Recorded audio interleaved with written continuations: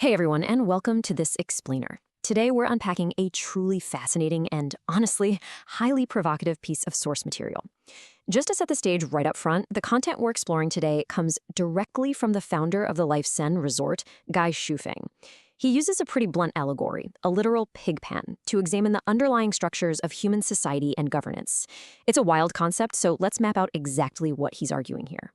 The author hooks us right out of the gate with a really jarring philosophical question: what do pigs live for?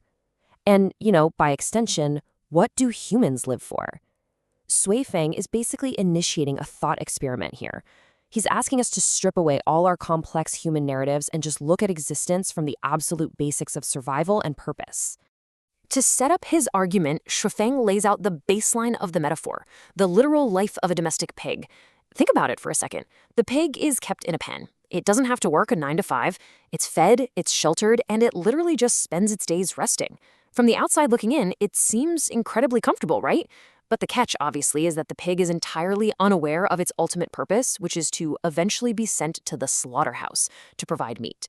The pig's entire happiness relies absolutely on its ignorance. Now, notice the sharp contrast Zhu Feng draws between awareness and ignorance.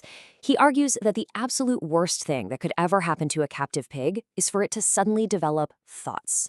Imagine if it suddenly understood its impending doom.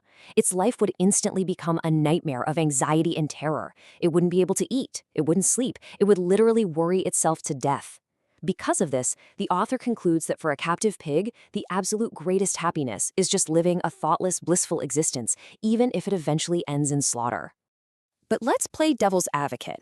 Let's say our hypothetical thinking pig decides it just can't live in the pen anymore and somehow manages to escape.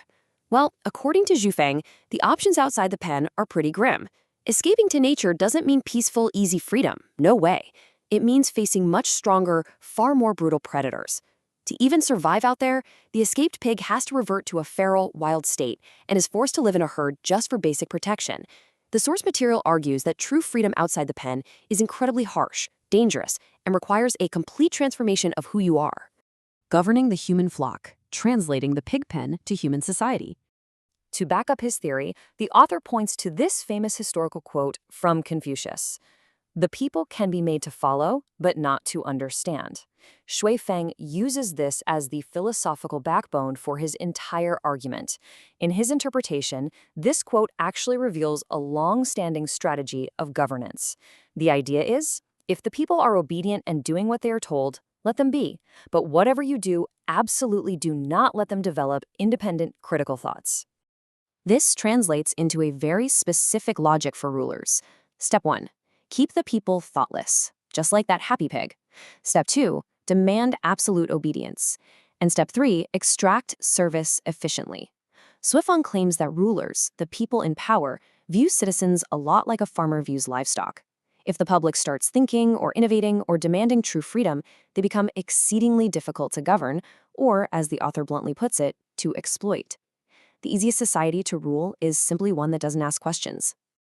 All right. Moving to our next part, the outlier's dilemma, introducing Guide Shufeng. So what happens to the people who actually realize they're in a pen? How does the system react to someone who introduces these dangerous thoughts? Well, here, the author introduces himself right into the narrative.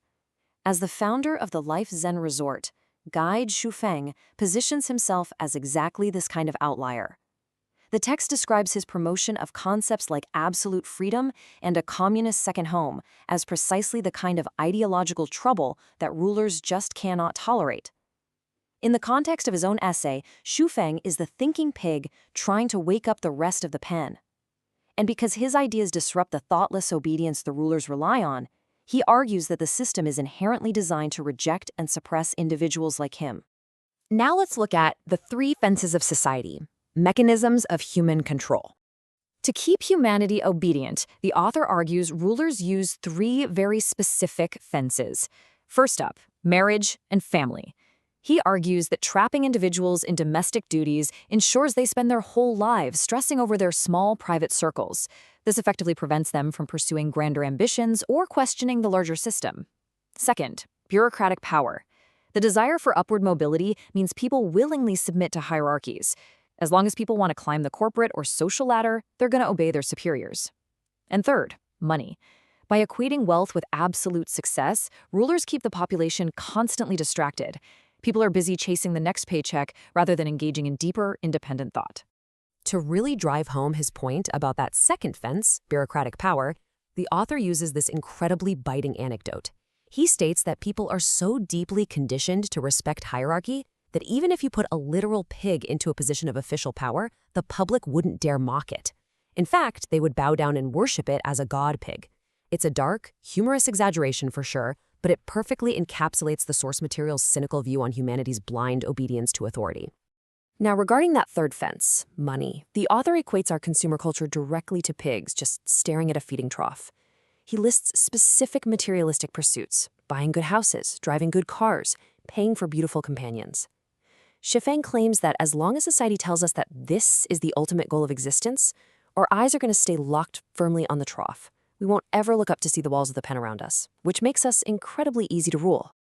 And that brings us to the ultimate survival strategy, a paradoxical conclusion. So, given absolutely all of this, the pigs, the rulers, the fences, what is the actual solution here? What are we supposed to do with this information? Well, Suifen concludes with this philosophical concept from Laozi. The sage embraces the one as the model for the world. In the context of his essay, embracing the one means aligning yourself with the highest authority or the fundamental flow of the system, rather than fighting a totally futile battle against it at every single turn. And this leads us to the massive pragmatic paradox of the entire piece. You would totally think, after exposing society as a restrictive pigpen designed to exploit us, the author would call for a mass rebellion, right? But he doesn't. Instead, he imparts this cynical yet highly pragmatic advice. For the average ordinary citizen, aligning with the highest ruler and conforming to the system remains the absolute safest, most comfortable path to a relatively happy life.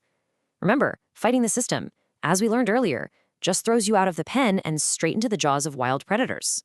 Which leaves us with this final, incredibly provocative question to wrestle with today. According to the logic of the source material we just looked at, is it better to be a happy, ignorant participant safely inside the system, or a free, thinking but constantly endangered outlier? It's a heavy dilemma that really forces us to weigh the true cost of comfort against the true price of freedom. Think about where you stand on that. Thank you so much for joining me for this explainer, and I really hope this structured look at Guide Xufeng's essay has sparked some serious curiosity for you. Keep questioning and keep learning.